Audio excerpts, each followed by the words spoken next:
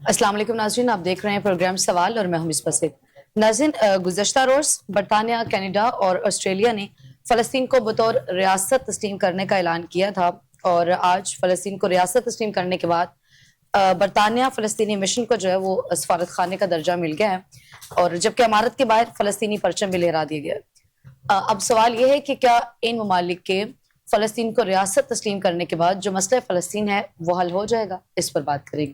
اس کے ساتھ ساتھ جو ہے اسلام آباد ہائی کورٹ کے 5 ججز نے چیف جسٹس کے اختیارات کے خلاف سپریم کورٹ میں درخواست جو تھی وہ دائر کی تھی، اور اس میں آج اسلام آباد ہائی کورٹ کے 5 ججز کی درخواستوں پر سپریم کورٹ رجسٹرار آفس نے جو ہے وہ اعتراضات دائر کیے ہیں۔ ان اعتراضات میں کہا گیا ہے کہ یہ واضح نہیں کیا گیا کہ درخواستوں میں کون سا مفاد عامہ کا سوال ہے اور کون سے جو بنیادی حقوق ہیں وہ متاثر ہو رہے ہیں، اور ان جو اعتراضات تھے انہیں ذاتی رنجش پر مبنی جو اعتراضات ہیں وہ بھی قرار دیا گیا ہے۔ تمام تر موضوعات آج کی ڈیبیٹ کا حصہ ہوں گے، اور ان پہ گفتگو کرنے کے لیے میرے ساتھ اسٹوڈیو میں موجود ہے احسن ضیاء صاحب، سینئر اینالسٹ ہیں، قومی اور بین الاقوامی امور پر گہری نظر رکھتے ہیں۔ فرسٹ آف آل السلام علیکم احسن ضیاء صاحب۔ سب سے پہلے تو بات کریں گے کہ گزشتہ روز ہم نے دیکھا کہ برطانیہ، کینیڈا اور آسٹریلیا نے فلسطین کو جو ہے وہ ریاست تسلیم کرنے کا اعلان کیا تھا، اور اب سوال یہ پیدا ہوتا ہے کہ کیا ان تمام ممالک کے فلسطین کو ریاست تسلیم کرنے کے بعد جو مسئلہ فلسطین ہے وہ حل ہو جائے گا؟ دیکھیں مصباح، ابھی جو مسئلہ ہے نا، اگر مجھ سے آپ پوچھتی ہیں تو ابھی اس کو بہت ٹائم ہے۔ یہ ایک آپ سٹیپ کہہ سکتے ہیں، جیسچر کہہ سکتے ہیں، لیکن اس کا ابھی تک اگر پریکٹیکل بات کروں تو فلسطین کی جو ریاست ہے اس کی دیکھیں گراؤنڈ پہ تو کوئی جگہ ہی نہیں ہے نا جہاں آپ کو فلسطین کی ریاست ہو۔ اور یہ سمجھیں کہ ان ایگزائل کے اندر جو آپ سمجھ لیں فلسطینی ہیں، اور ان کی ایک ریاست کو تسلیم کر لیا گیا برٹن کی طرف سے، اور کاغذوں پر ہی سب کچھ ہے، پریکٹیکلی کچھ بھی نہیں ہے۔ صحیح۔ اگر آپ اس وقت اسرائیل کے اندر دیکھیں تو غزہ کے اندر جو نسل کشی جو ہے وہ جاری ہے، اور اس وقت جو ہے باقاعدہ طور پر اسرائیلی جو فوج ہے وہ غزہ کا جو باقی علاقہ کو رہ گیا تو اب گراؤنڈ پر اس کو فینسو کر کر اس کو کیپچر کرنے کی میرا خیال ہے اپنی آخری کوششوں میں ہے۔ ویسٹ بینک پہلے ہی ان کے پاس ہے، تو میرا خیال ہے کہ فلسطینی ریاست نام کی تو کوئی چیز موجود نہیں ہے۔ اور ویسے بھی اگر بات کروں تو یہ تقریباً اقوام متحدہ میں جب قیام ہوا تھا اسرائیل کا، یہ اس وقت 2 ریاستی ایک منصوبہ تھا۔ اس کو سمجھ لیں کہ یہاں پہنچتے پہنچتے 76 سال لگے ہیں اس بات کو۔ اور آج مغربی ممالک جو کہ اگر ان کا آپ کریکٹر دیکھ لیں تو یہ پچھلے آپ 76 سالوں میں کئی دفعہ ایسا ہوا ہے کہ اسی اسرائیل کے لیے ان ممالک نے اسرائیل کا ساتھ دیا ہے۔ جب کبھی بھی کوئی ایشو فلسطین کا بڑھ کے اقوام متحدہ میں پہنچا یا سیکورٹی کونسل میں پہنچا تو یہ ممالک جو تھے ہمیں اسرائیل کے ساتھ نظر آئے۔ حماس نے جب حملہ کیا تھا تو آپ کو یاد ہوگا کہ حماس کا جو حملہ کہا گیا تھا، جب یہ سارا 2023 کے اندر یہ سارا سلسلہ شروع ہوا تھا، اب وہ کس حد تک حماس کا حملہ تھا یا وہ کس طرح کیا گیا، کیا 9/11 کی کہانی ریپیٹ کی، یہ ساری باتیں اس ڈیبیٹ کو ایکسیپٹ کر لیں، ایکسیپٹ اس کو کر کے ہم دیکھتے ہیں۔ تو اس وقت بھی آپ کو یاد ہوگا کہ یہی برٹن کے پرائم منسٹر تھے جو ایک اسلحے کے جہاز کے ساتھ پورے اسرائیل پہنچے تھے، اور انہوں نے وہاں جا کر اسرائیل کی حکومت اور نتن یاہو کے ساتھ جو تھا اظہار یکجہتی کیا تھا، اور انہوں نے کہا تھا کہ ہم اس فائٹ میں ساتھ ہیں اسرائیل کے۔ یعنی یہ ایسا نہیں تھا کہ اسرائیل نے حملہ کیا تھا تو برٹن اس میں شامل نہیں تھا، برٹن اس میں شامل تھا۔ صحیح۔ اسی طرح امریکنز بھی شامل ہیں، اسی طرح کینیڈین فورسز بھی جو تھی وہ بھی شامل تھیں، انہوں نے بھی جب سٹارٹ ہوا ہے، اور جب یہ اسرائیل نے اقدامات اٹھائے تو وہ ساتھ تھے۔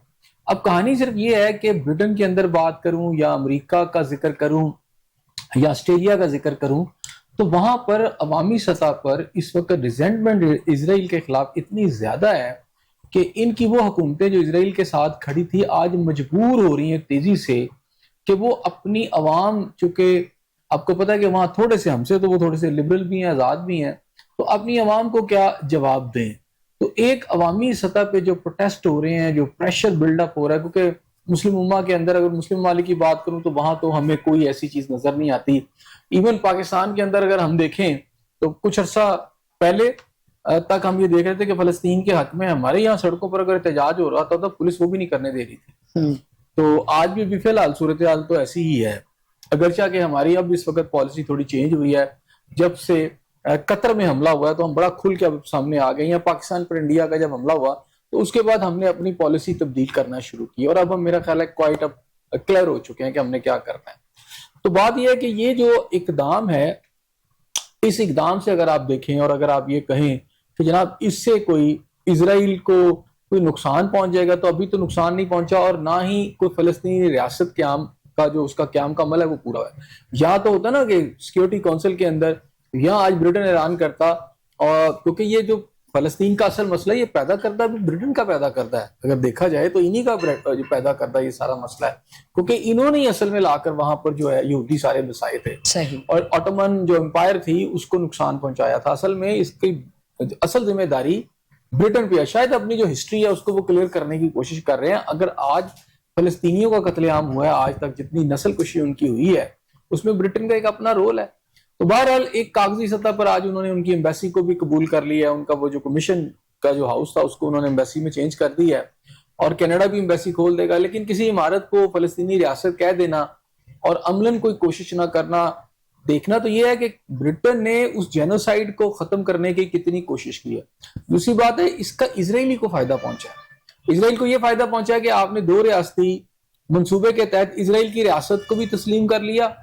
ویسے تو برٹن نے اسرائیل کی ریاست کو بہت پہلے شروع میں تسلیم کر لیا تھا. یہ ان ممالک میں ہے جو اسرائیل کو تو پچھلے 76 سالوں سے جو ہے نا اس نے تسلیم کیا ہوا ہے.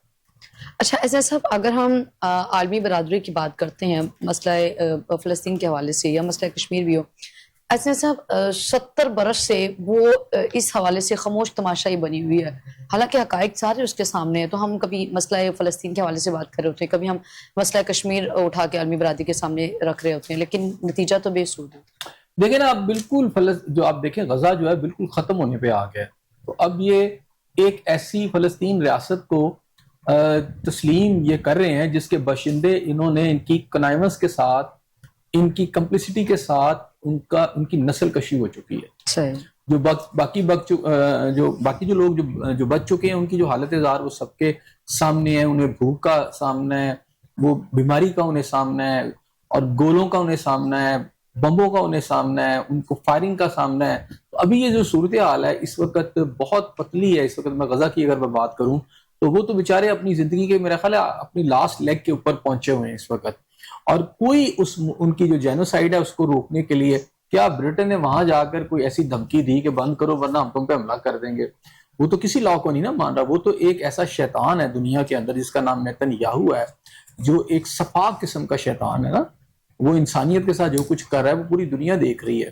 اب اس میں دیکھیں کہ یہ جو ممالک ہے جہاں اسرائیل کو تسلیم کیا گیا ہے ساتھ اس کے، ظاہری بات ہے جب آپ اس کو تسلیم کر لیں گے 2 ریاستی حل، تو پھر آپ اسرائیل کو تسلیم کر رہے ہیں، اور اسرائیل کو تسلیم کر رہے ہیں تو اسرائیل کے اس کلیم کو بھی تسلیم کر رہے ہیں جو اس وقت جینوسائیڈ کر رہا ہے حماس کے نام کے اوپر. دیکھیں حماس کو انہوں نے زندہ رکھنا ہے، کیونکہ حماس کے نام پر وہ کبھی قطر میں حملہ کریں گے، بالکل جیسے امریکہ جو تھا القاعدہ کے نام پر جہاں چاہتا تھا اور داعش کے نام پر جہاں چاہتا تھا جا کے حملہ کر دیتا. یہ نہیں کہ اپنے تیار کردہ ہوتی ہیں بوگیز کریٹ کرتے ہیں پھر اسی کے تحت جا کر یہ حملے کرتے ہیں. اب وہ کبھی حماس کی پریزنس ہو سکتا ہے کل کو وہ پاکستان میں کر دیں، کبھی وہ ایران میں کر دیں گے، کبھی کسی جگہ پہ کر دیں گے، اور پھر اسی کی بنیاد کے اوپر جو ہے یہ سارے اٹیکس کرتے رہیں گے. یہ جو ان کی اصل کہانی ہے، پیچھے مقصد جو تھا. اچھا اب اس کے اندر آپ دیکھیں کہ اسرائیل کے جو ہے جینوسائیڈ کیا اس نے جو بھی کیا، جب آپ اس کے سارے ایکٹ کو اس کی ریاست کو ساتھ تسلیم کر رہے ہیں تو وہ اس ریاست اپنی حفاظت کے لیے اگر کچھ کر رہی ہے جو کلیم کر کے، تو وہ جسٹیفائی آپ اس کو کر رہے ہیں. تو میرا خیال ہے کہ یہ جو 2 اسٹیٹ اول تو یہ ہے کہ یہ پورا ہی نہیں ہونا، اسرائیل بھی اس کو نہیں مانے گا. لیکن اگر میں اس کو 70% بات کروں 80% اس کو اسرائیل کا فائدہ ہے. یا تو اسرائیلی کوئی ایسی اسٹیٹ ہوتی نا، فلسطین کی کوئی ایسی اسٹیٹ ہو نا، تو ایسی اسٹیٹ آپ نے تسلیم کیا جس کو اپنی فوج رکھنے کا حق ہوتا، اس کو اپنا دفاع کا حق ہوتا، اس کو اپنی اکانومی کا پورا حق ہوتا، وہ اپنے بینک کھولتے، سارا کچھ ہوتا. ایسی تو کوئی ریاست ہمیں گراؤنڈ پہ نظر ہی نہیں آ رہی کہ جس کو یہ حق حاصل ہو.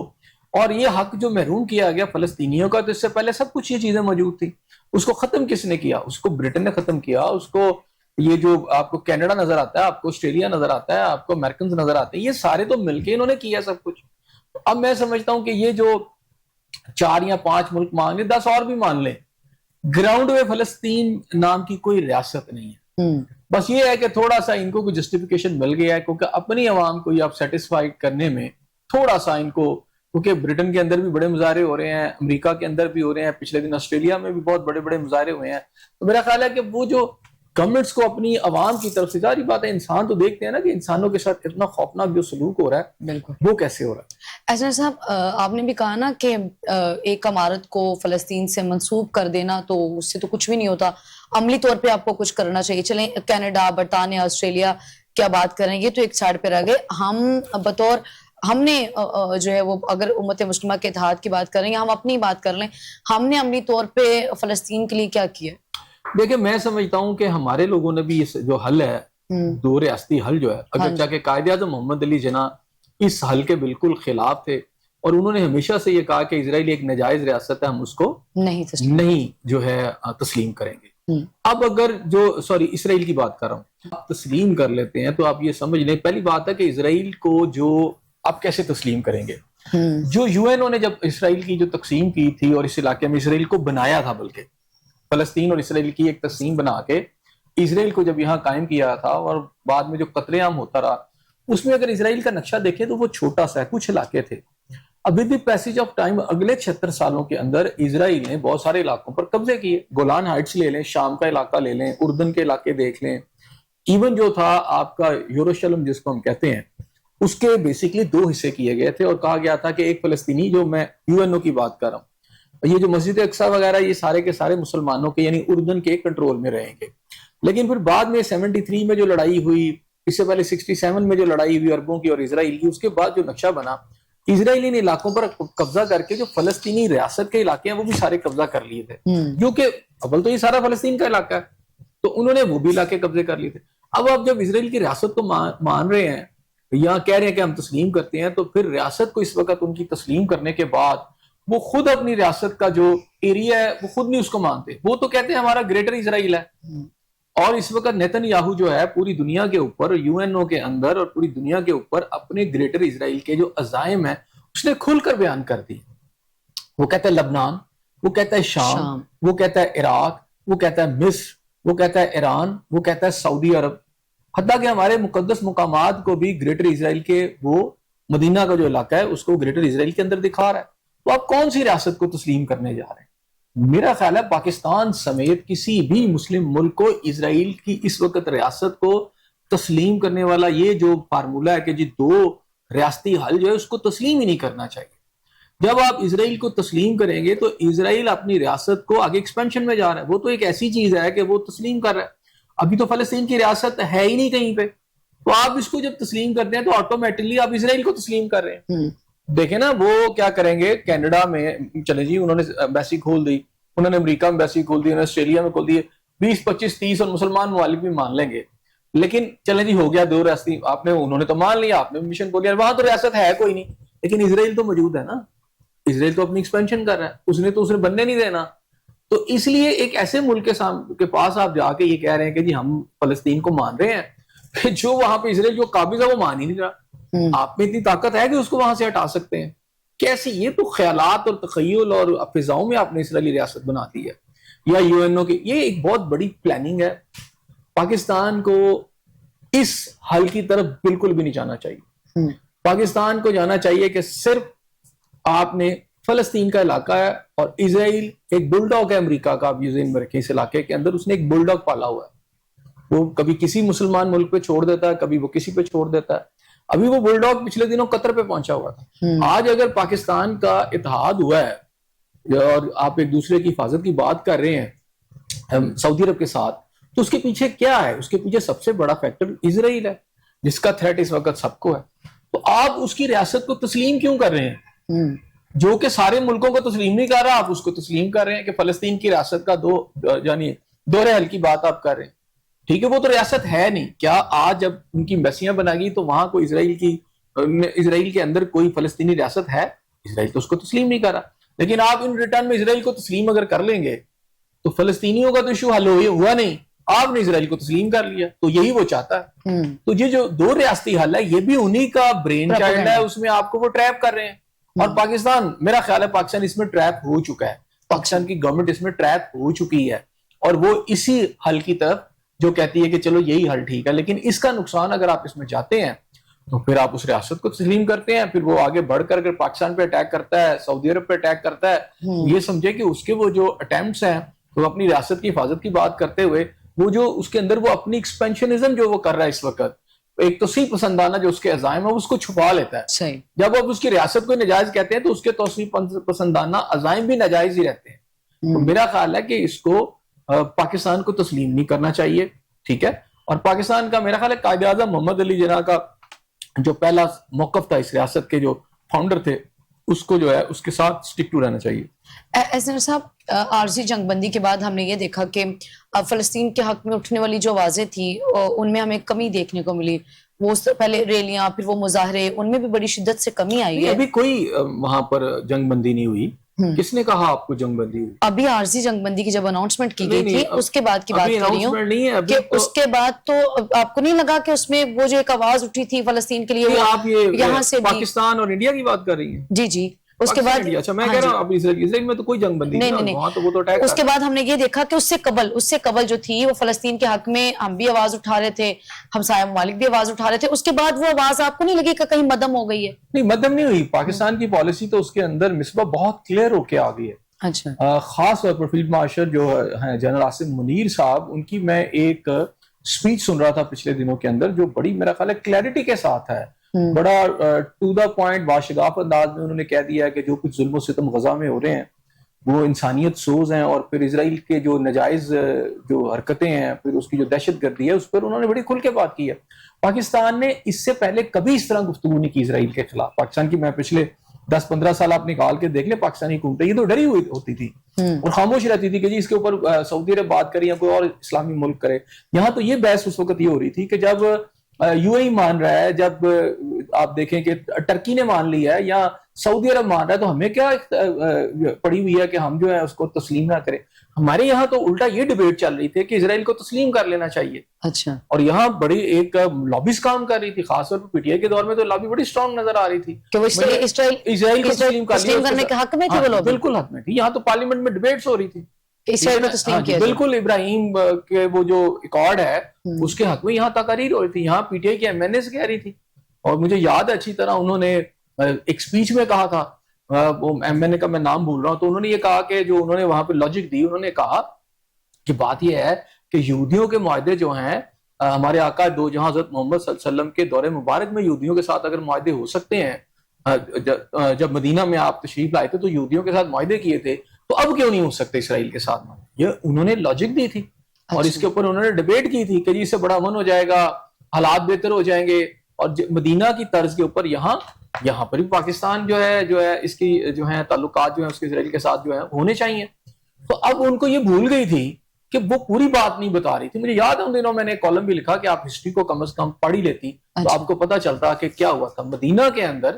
جب ہمارے آقا پیارے نبی حضرت محمد صلی اللہ علیہ وسلم آپ جب تشریف لائے جو ہے والی دو جہاں, تو اس وقت ابتدا میں وہاں مدینہ کے اندر جو دو بڑے قبائل تھے یہودیوں کے اور غالباً کچھ اور بھی تھے, ان کے ساتھ معاہدات ہوئے تھے کہ جب بیرونی حملہ آور اگر مدینہ پر حملہ کریں گے تو وہ ساتھ دیں گے مسلمانوں کا اور دوسروں کا ساتھ نہیں دیں گے. لیکن ہوا کیا, انہوں نے معاہدے توڑے, اور معاہدے توڑتے ہوئے جب کفار نے حملہ کیا مدینہ کے اوپر تو انہوں نے کفار کا ساتھ دیا. صحیح. یہی نتیجہ ہوا کہ اس کے بعد باقاعدہ قرآن میں وہ آیات بھی, اللہ کا حکم بھی نازل ہوا, اور اس کے بعد پیارے نبی صلی اللہ علیہ وسلم نے ان یہودیوں کے آپ کے حکم سے ان کے گھر بار بھی توڑے گئے اور ان کو وہاں سے نکالا گیا, کیونکہ وہ بار بار معاہدات کی خلاف ورزی کر رہے تھے. حالانکہ معاہدہ یہ تھا کہ اگر آپ پر بھی کوئی حملہ ہوگا تو مسلمان ساتھ دیں گے آپ کا. صحیح.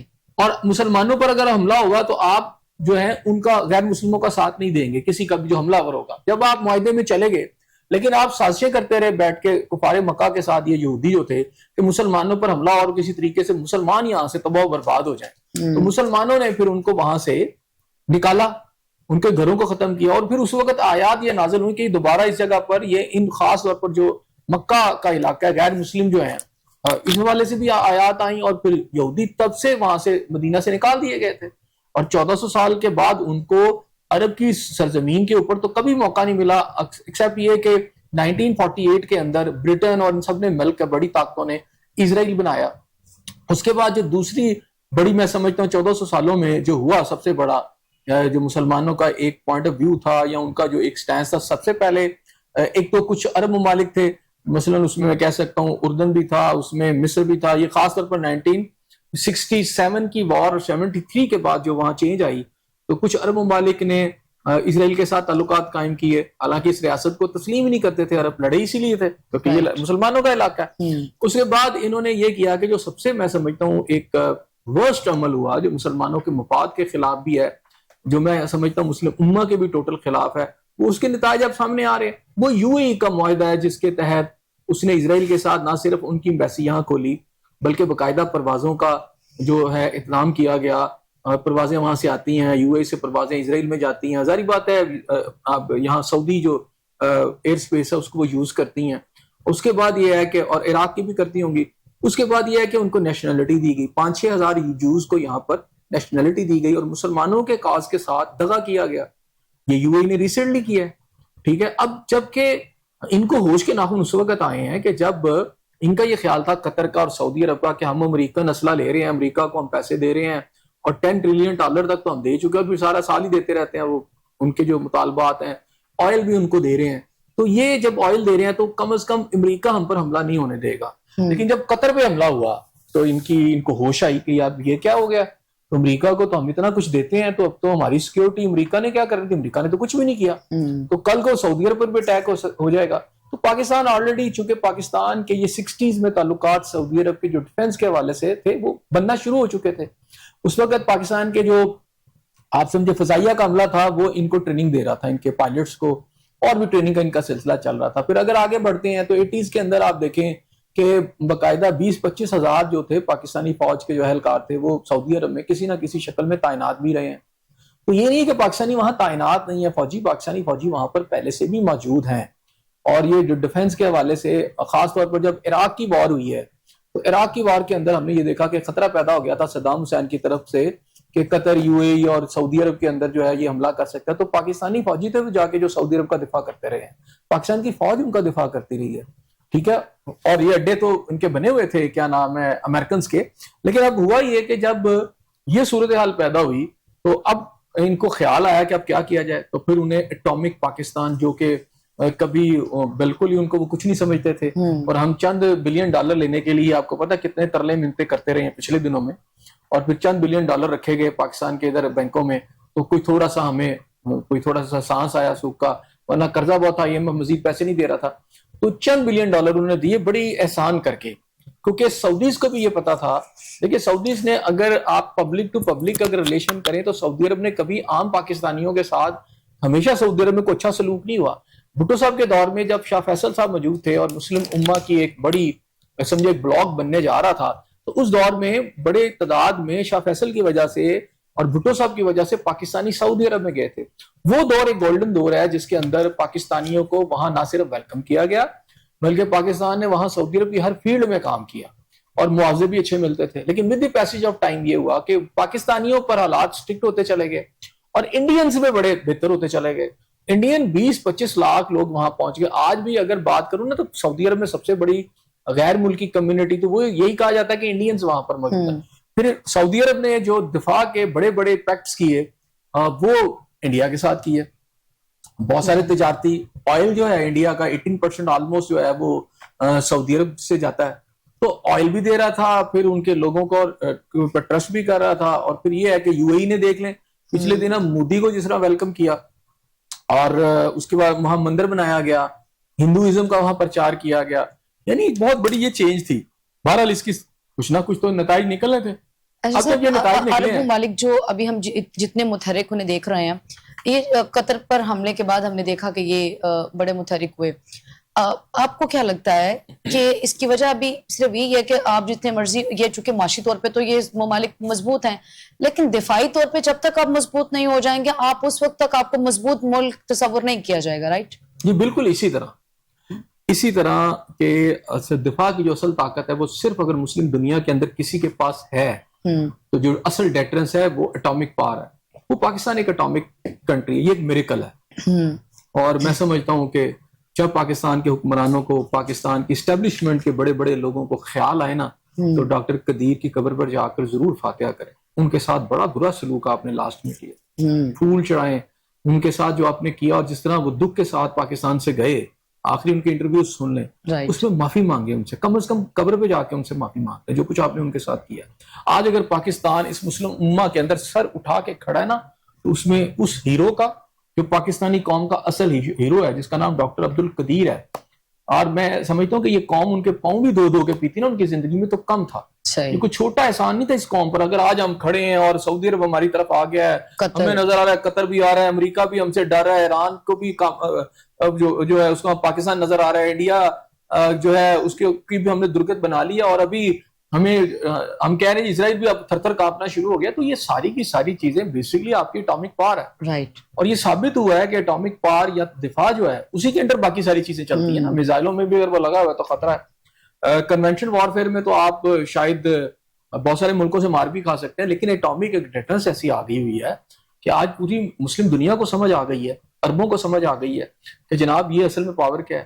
اسی لیے سارے آپ کی طرف بھاگے چلے آ رہے ہیں. لیکن کچھ چیزیں میں سمجھتا ہوں کہ اب تھوڑی بہتر ہوئی ہیں. ایک تو یہ ہے کہ آج جو فیصلہ کیا گیا کہ پارلیمنٹ کو جو ہے اس میں کانفیڈنس میں لیا جائے, یہ حکومت پاکستان کا ایک بڑا اچھا فیصلہ ہے. میں اس کو اپریشیٹ کرتا ہوں کہ کم از کم قوم کو پتہ چلے کہ یہ جو سعودی عرب کے ساتھ ہم نے معاہدہ کیا ٹھیک ہے, مسلم ہمارا برادر ملک ہے, لیکن یہ بتائیں ذرا کہ وہ مسلم برادر ملک جو کہ $6 ٹریلین جو ہے سے زائد ابھی پچھلے دنوں دے دیتا ہے ٹرمپ کو, تو ہمارا یہ جو $150 بلین کا یا 160-80 بلین ہے یا اس سے کم ہے, یہ کون اتارے گا؟ یہ کہاں کھڑا ہے؟ اب پاکستان کو آپ بڑے خوشنما نعرے دیں مسلم امہ کے, ہم ہیرو بن گئے ہیں, ہمارے جہاز وہاں جا رہے ہیں, ہوکے جا رہے ہیں, ہمارے میزائل وہاں سیٹ ہو گیا, جی ہم اسرائیل کو ٹارگٹ کر لیں گے.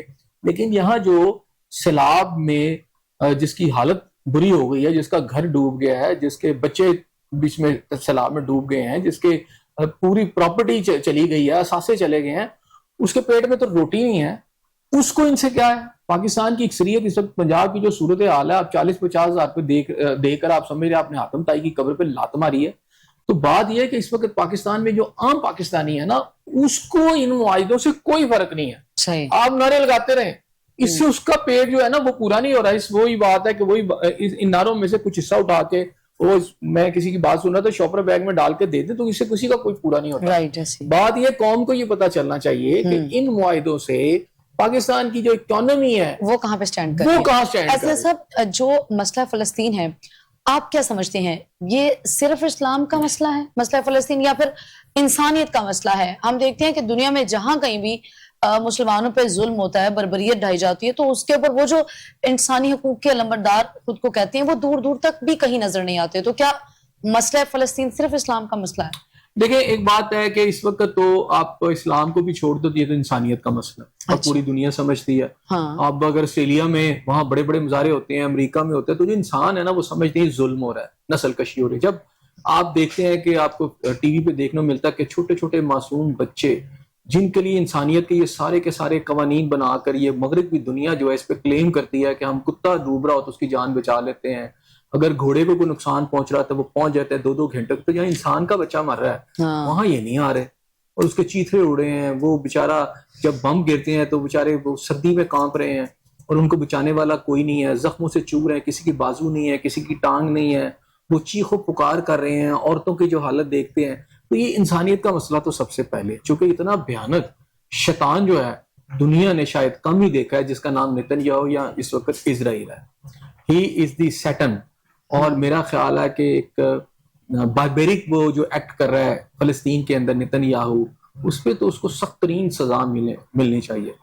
I think he must be hanged. اچھا ہم یہی کہہ رہے ہیں نا ایسے سب کہ چونکہ یہ انسانیت, آپ نے بھی کہا یہ انسانیت کا مسئلہ ہے, صرف اسلام کا مسئلہ نہیں ہے. تو دنیا میں جہاں کہیں بھی مسلمانوں پر ظلم ہو رہا ہے تو اس کے اوپر تو وہی بات ہے. میں اب اس کے دوسرے پہلو کی طرف آ جاتا ہوں. جی آپ دوسرا یہ کہ مسلمانوں کا بھی مسئلہ ہے, کیونکہ ہم نے ایک بہت بڑی منافقت دیکھی ہے, ایک بہت بڑی دوغلی پالیسی دیکھی ہے, مغرب کا ایک ڈیول فیس بھی دیکھا ہے کہ جہاں جہاں مسلمانوں کا issue who, whether it is Kashmir اور فلسطین اور یا کوئی اور ملک ہو, تو وہاں پر یہ ان کے سارے جو قوانین ہیں, ان کے اصول, ان کے جو بھی انہوں نے بنائے ہوئے ہیں, بڑے بڑے باتیں یہ کرتے ہیں, یہ کہیں نظر نہیں آتی. یہ ایک خول میں داخل ہے, بیسیکلی کسی خول میں قید ہو گئے ہیں. اس خول کو بھی, یہ جو غزہ ہے نا یہ ایک بہت بڑا ایونٹ ہے, اس نے سب کو ننگا کر دیا بیسیکلی. اور یہ جتنے آپ کی انسانیت کا دم بھرنے والے اور بیسیکلی ان کے چہرے کتنے کبھی ہیں, کتنے یہ باربیرک قسم کے لوگ ہیں, کتنے یہ خوفناک لوگ ہیں, ان کے چہرے بھی ننگے کر دیے, ان کے ایکٹس کو بھی ننگا کر دیا ہے. وہ آپ امریکہ ہو, وہ برٹن ہو, وہ آسٹریلیا ہو, ان کے حکمران کیا کرتے ہیں. میں انسانیت کی بات نہیں کر رہا, میں اوپر کے حکمران ان کے کیا کر رہے ہیں. اب یہ خول میں یہ پھنسے ہوئے ہیں, اور جس بے دردی کے ساتھ یہ جھوٹ بولتے ہیں, جس سپاکی کے ساتھ یہ آنکھیں موڑتے ہیں چیزوں کو, ان کے یہ سارے چہرے سامنے آ گئے. یہ آج ان کی پبلک ان کو ذلیل کیوں کر رہی ہے؟ اس لیے کہ ان کے جو دوہرے چہرے ہیں, ان کے جو دوہرے معیار ہیں, اور وہ اتنے خوفناک ہے کہ انسانیت کا قتل عام ہو رہا ہے, اور وہ اس کو بیٹھ کر جو کر رہا ہے اس کا ساتھ بھی دیتے ہیں, ٹھیک ہے, اس کو اسلحہ بھی دیتے ہیں, اس کو طاقت بھی دیتے ہیں, اور پھر بیٹھ کے سوچ رہے ہوتے ہیں. جیسے ابھی لاسٹ جو سیکورٹی کونسل میں شرمناک وے میں جو امریکہ نے اس کو ویٹو کیا ہے, ٹھیک ہے نا, وہ شرمناک ہے نا. یہ بڑی طاقتیں کر کیا رہی ہیں. تو اس میں ایک چیز جو آپ بات کریں, اسے آپ انفر کر سکتے ہیں کہ جو اب 1400 سال, یہ دیکھیں کوئی اکانومی کی جنگ نہیں ہے, پہلے آپ یہ سمجھ لیں. اکانومی کی جنگ وہ شاید کر رہے ہوں آپ کے ساتھ, اس لیے کہ میں اس پہ بھی آ جاتا ہوں, لیکن اصل جنگ جو ہے نا یہ مذہب کی جنگ ہے. اچھا, یہ مذہب کی جنگ کب شروع ہوئی تھی؟ 1400 سال سے اسلام کو جو روکا جا رہا ہے. آج اگر ہندوتوا کی بات کر کر بھارت جو ہے پاکستان پر حملہ کرتا ہے, اور وہ کہتا ہے کہ جی سارا کا سارا مہا بھارت ہے, جو ان کی وہ کیا کہتے ہیں, ان کے وہ جو اسکرپچرز ہیں ان کے اندر لکھا ہوا ہے جی ایک مہا بھارت ہوگا, تو وہ اس طرح کا مہا بھارت, تو وہ اپنے مذہب پر چلتے ہیں. وہ ہندوتوا کی پالیسی کے ساتھ مودی آج چل رہا ہے. آپ کو یاد ہوگا کہ ابتدا میں ہندوتوا کی یہ حالت ہو گئی تھی مودی کی, کہ باقاعدہ ایک مجھے یاد ہے کہ ایک کمرے میں اسلحہ پڑا ہوا تھا مختلف قسم کا, اور مودی وہ کیا کہتے ہیں وہ آگ لے کر اس کی ارتھی چڑھا رہا تھا. تو میں نے کہا کہ بیسیکلی اس اسلحے کو اس نے مسلمانوں کے خلاف اور پاکستانیوں کے خلاف استعمال کرنا ہے. اس تصویر کو ذرا غور سے دیکھیں کہ یہ کتنے مذہبی جنونی لوگ ہیں. یہ بیسیکلی ایکسٹریمسٹ ہیں, ریلیجیس ایکسٹریمسٹ ہیں, جو اپنے اپنے مذہب کی بات کر رہے ہیں, فنڈامنٹلسٹ ہیں. اچھا, اب اس کے بعد آپ چلے جائیں اسرائیل کے اندر, تو کون نہیں جانتا اگر وہ زائنزم گریٹر اسرائیل کی بات کر رہا ہے تو وہ کس کی بات کر رہا ہے؟ وہ گریٹر اسرائیل کا مطلب ہے کہ وہ زائنزم کی بات کر رہا ہے, وہ جوڈازم کی بات کر رہا ہے, وہ اپنے مذہب کی بات کر رہا ہے. وہ کہتا ہے میرے مذہب میں پرانی ایک ہماری ریاست ہوتی تھی گریٹر, میں نے وہ والی ریاست بنانی ہے, وہ حضرت داؤد علیہ السلام کے دور میں جو ہماری ریاست تھی, تو وہ تو مذہب کو فالو کر رہا ہے. آپ اب ادھر چلے جائیں, آپ کیا کہتے ہیں ٹرمپ کی طرف, تو یہ سفید فام جو ہے یہ رائٹسٹ ہے, بنیاد پرست ہے, وہ کرسچینٹی کی بات کرتا ہے ہر طرف. تو اس وقت یہ جو نیکسس ہوا ہے, جیسے آپ کے مذہب نے بھی بتایا ہے, یہود و نصارہ جو ہیں یہ سارے ملے ہوئے ہیں, اور اس کے ساتھ انڈیا بھی ساتھ شامل ہے. گلوب کے اوپر 3 ایکسٹریمسٹ, آپ کا وہاں ٹرمپ کھڑا ہے, سینٹر میں آپ کا اسرائیل ہے, اور ادھر آپ کا انڈیا. یہ تینوں کا نیکسس ہے, یہ ایک ٹرائی اینگل ہے, اس کو سمجھنا پڑے گا. انہوں نے اس علاقے میں پورا ایک اپنا ادھم مچایا ہوا ہے, انہوں نے مڈل ایسٹ میں ادھم مچایا ہوا ہے, اور اس نے پورا ادھر باقی ساروں کو کنٹرول کیا ہوا ہے. حتیٰ کہ خود یورپ بھی آپس میں اب اس وقت دستوں گریباں نظر آتے ہیں, اور اس کی وہ جو پالیسی ہیں وہ خود کرسچن, جو آپ کی دیکھیں کرسچن جو ہیں ان کی اگر آپ ہسٹری اٹھا کے دیکھ لیں تو یہ آپس میں لڑتے رہے ہیں. صرف آپ کو نظر آتا ہے ورلڈ وار انہوں نے آپس میں لڑی ہے, سیکنڈ ورلڈ وار انہوں نے اپنی ایک دوسرے کو تباہ کیا. یہ تو سیکنڈ ورلڈ وار کے بعد انہیں خیال آیا ہے کہ یار ہم آپس میں اکٹھے ہو جاتے ہیں, لیکن آج بھی کتنے سال 60-70 سال نہیں گزرے تو وہ پھر جو ہیں دوبارہ آپس میں ایک دوسرے کے دستوں گریبان ہو گئے ہیں. رشیا کس کے ساتھ لڑ رہا ہے؟ یوکرین کے ساتھ. مذہب کیا دونوں کا؟ کرسچینٹی, دونوں کرسچینٹی پہ لڑ رہے ہیں نا. اسی طرح اب اس وقت آپ کے یورپین ممالک بھی آپس میں لڑ رہے ہیں, تو امریکہ کے خلاف مخالفت ہے, امریکہ ان کا ساتھ نہیں دے رہا. تو میں یہ کہہ رہا ہوں کہ مذہب کے نام, بنیاد پرستی کے نام پر یہ جنگ ہو رہی ہے. اور جو بش جونیئر تھا وہ تو کہہ گیا تھا ایک دفعہ کہ ہم جو کروسیڈ لڑ رہے ہیں. کروسیڈ کو یہ تو نہیں کہ چند سال لڑی گئی تھی, کروسیڈ تو کئی سو سال لڑی گئی ہے صحیح, اور وہ تو صلاح الدین ایوبی کے دور کے بعد بھی لڑی گئی ہے. صلاح الدین ایوبی جو ہیں وہ فاتح ہوئے تھے, اور اس دور کے اندر آپ یہ دیکھیں نا کہ کروسیڈ کیا ہوئی تھی. کروسیڈ یہ ہوئی تھی کہ 9 سے 10 لاکھ فوج پورے یورپ کی مذہب کے نام کے اوپر مسلمانوں کو کافر کہہ کے, ظالم کہہ کے, ان کے مذہبی جو پیشوا تھے انہوں نے چلائی تھی, پوری مہم چلائی تھی یورپ کے اندر. اور وہاں سے اکٹھے ہو کے 9-10 لاکھ لوگ آئے, اور انہوں نے آ کے سب سے پہلے اتنا قتل عام کیا. یہ جو پیلسٹائن کا یہی علاقہ تھا نا, جب یہ کرسچینٹی کے کنٹرول میں آیا, کہا جاتا ہے کہ اس وقت ان کے گھوٹوں کی ٹاپیں جو تھی وہ جو ہے ان کے جو نیچے والے حصے تھے پاؤں کے, وہ خون میں ڈوب گئے تھے مسلمانوں کے. آج اگر غزہ میں بھی دیکھیں تو میرا خیال ہے وہ کہانی آپ کو سمجھ آ رہی ہوگی جیسے آج قتل عام ہو رہا ہے وہاں پہ.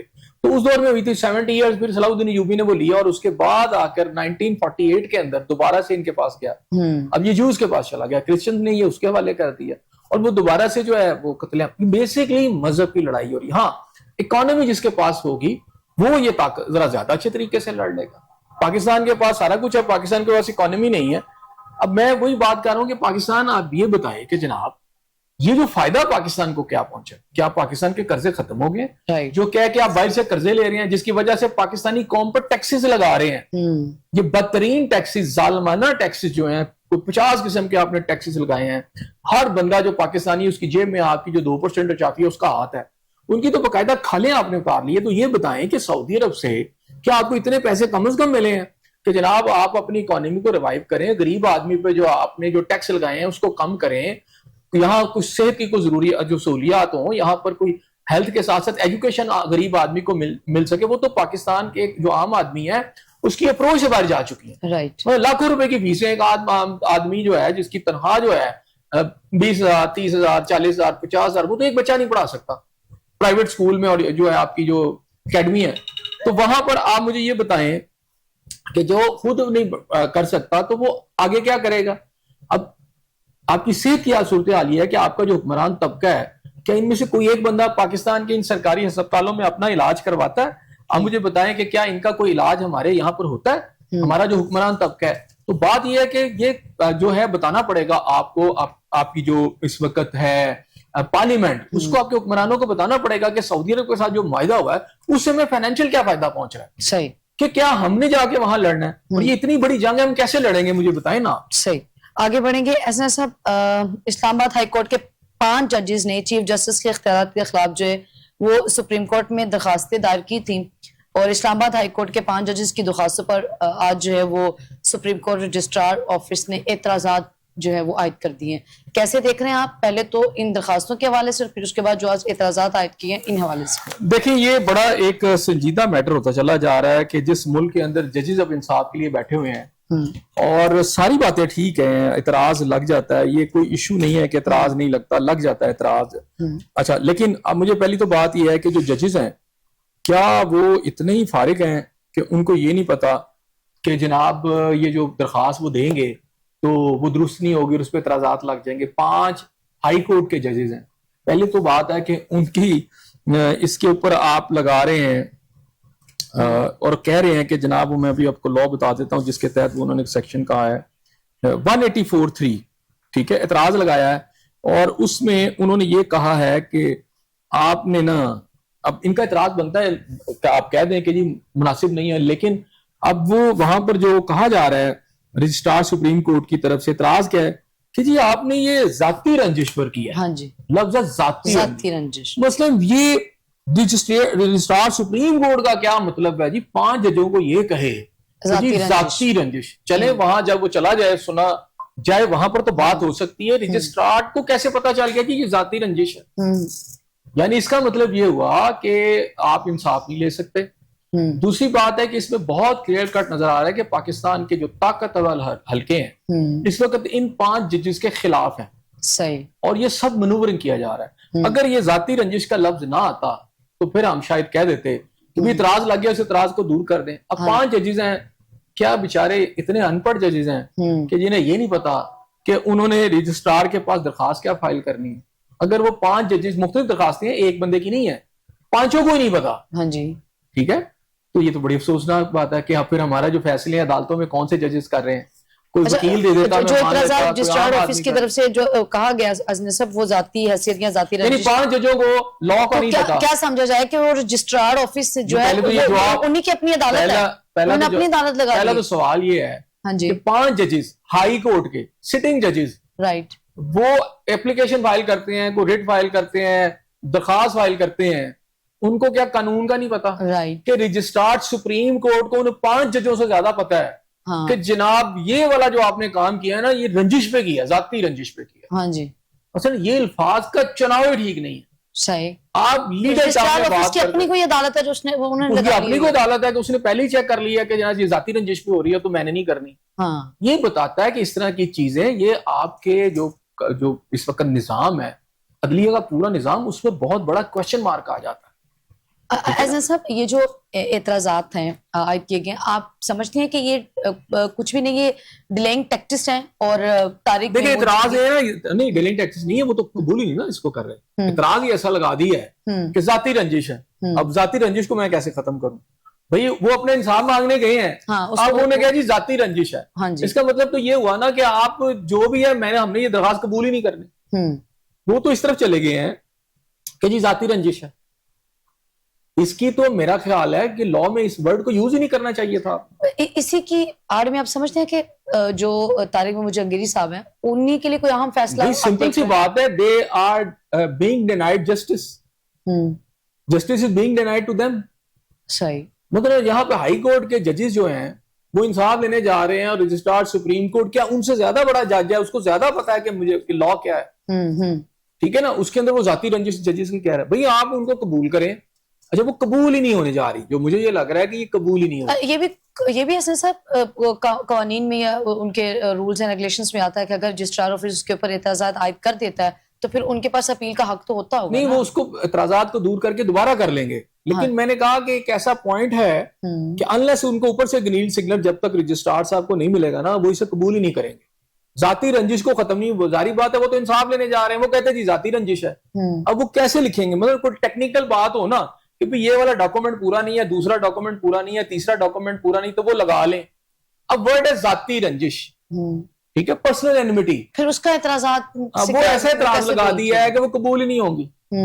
وہ دوبارہ بھی لے آئے، مثلا کوئی اور بھی ساری چیزیں لے آئے، وہ پھر کہیں گے جی ذاتی رنجش ہے. کیونکہ جس پوائنٹ پہ وہ انصاف لینے چلے گئے ہیں وہ تو ذاتی رنجش بن گئی ہے. ہاں جی. جس ملک کے اندر آپ کے ہائی کورٹ کے 5 ججز جو ہیں وہ انصاف نہیں لے پا رہے سسٹم سے، عام آدمی کیا لے گا؟ رائٹ. مجھے اب سمجھ آ رہی ہے کہ ایک بندے نے مجھے، ایک پولیس افسر نے کہا تھا، اس نے کہا کہ اس ملک میں نا اتنی بھی اندھیر نگری ہے، جب ایک جگہ پہ انصاف نہیں مل رہا تھا تو میں نے کہا پھر اس نے کہا صرف ایک آپ سیاسی جماعت کے ساتھ نہ ہو یا آپ کا امپریشن نہ جائے، باقی انصاف مل جاتا ہے.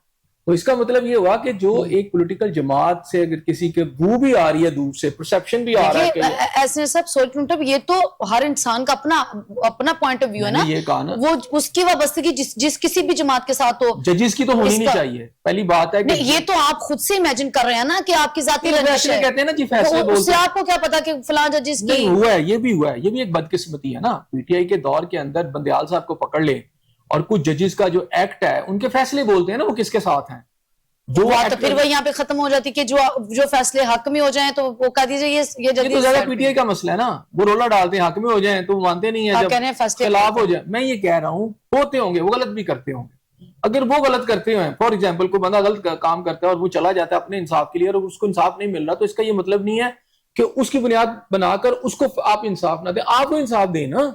5 ججز کا اگر کوئی ایشو ہے تو آپ کیا مثلا ایسی آپ چاہتے ہیں کہ یہاں پر بالکل صحیح بات ہے کہ وہ جو اوپر کی ایڈمنسٹریشن چاہتی ہے اس کے مطابق پاکستان کے اندر فیصلے ہوں. اور نہیں تو پھر آپ کیا کہیں گے؟ وہ جو ایک تاثر ہے، نہیں اس سے تو بہت زیادہ ہوا ہے نا. پھر اس سٹیٹمنٹ کے بعد وہ جو ایک تاثر ہے عدلیہ کے حوالے سے، اس کے حوالے سے آپ کیا کہیں گے کہ فیصلہ انصاف ملنا ممکن نہیں ہے؟ مجھے تو نہیں لگ رہا کہ ان کو کوئی انصاف ملے گا، کیونکہ یہ جو لفظ میں نے پڑھا ہے نا ذاتی رنجش، اس کے بعد تو یہ ایکسیپٹ ہوتی مجھے نظر نہیں آ رہی. اتنی بڑی عدالتی ایکسرسائز ہونے کے باوجود ہم یہ دیکھ رہے ہیں حسن صاحب کہ معاملات جو ہیں وہ حل کی طرف کیوں نہیں جا رہے، وہ پیچیدہ کیوں ہو رہے ہیں؟ پیچیدہ اس لیے کہ جو لوگ the people who at the helm of affairs وہ نہیں چاہتے. اب جو میں نے کہا کہ یہ جو اس سے بو نظر آتی ہے نا، جو سائڈ لی جا رہی ہے، مثلا سپریم کورٹ کے رجسٹرار کا یہ کام ہی نہیں ہے. اعتراضات آپ کو ٹیکنیکل لگا سکتے ہیں. ذاتی رنجش کیا ہوئی بھئی؟ کسی کے ساتھ اگر ذاتی اس کو تکلیف ہے، اس کو ہٹا دیا گیا ہے تو اس نے تو کرنا ہے. اس کا تو یہ کام ہے جا کے کہا جی مجھے جواب دیں. آپ وہ 10 دفعہ بندہ آئے، وہ غلط بھی ہو، آپ اس کو سنیں، آپ 10 دفعہ انکار کر دیں، کوئی مسئلہ نہیں، کہیں نہیں آپ یہ آپ غلط ہیں.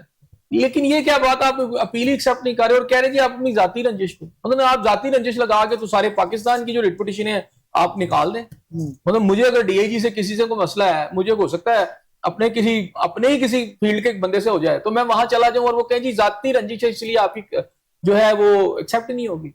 یہ دس از نو وے. اچھا ایسے صاحب ابھی جو 26ویں آئینی ترمیم ہے وہ بھی چیلنج میں پڑی ہوئی ہے، پھر اس کے علاوہ یہ جو آئینی بینچ کا بھام ہے وہ بھی ہم دیکھ رہے ہیں، وہ بھی یہ تو آئینی بینچ میں ہونا ہے، جو فیصلہ ہونا ہے یہ ہوتا رہے. میں تو آپ کو یہ کہہ رہا ہوں کہ اس سے جو परसेप्शन डेवलप हो रहा है। जजेस की जो पॉइंट है वो ये कहते हैं कि ये, और मेरा ख्याल है कि उनकी भी कुछ वैलिड नजर आती है, बाकी फैसला तो भी होना है, मैं उस फैसले पे बात ही नहीं करूंगा। जब मैं तो ये कह रहा हूं कि इसको फाइल तो होना चाहिए था, इसको एक्सेप्ट तो होना चाहिए था। बात यह है कि उनका ये मौकफ ये है कि जब वो जो अवेलेबल होते हैं उनको किसी बेंच से हटाया नहीं जा सकता जब वो सुन रहे हैं, या कोई तरीकाकार होता है ना उसका हटाने का भी, तो इस तरह जो तरीका अडॉप्ट किया गया है वो ठीक नहीं है। तो अब उसमें वो किसके पास जाएंगे? सुप्रीम जुडिशियल काउंसिल के पास जाएंगे, ठीक है ना। तो वहां पर अगर चले जाते हैं, या वो आईनी अदालत के पास जाते हैं, या वो सुप्रीम कोर्ट के पास जाते हैं, तो उस पर तो फैसला होना चाहिए ना।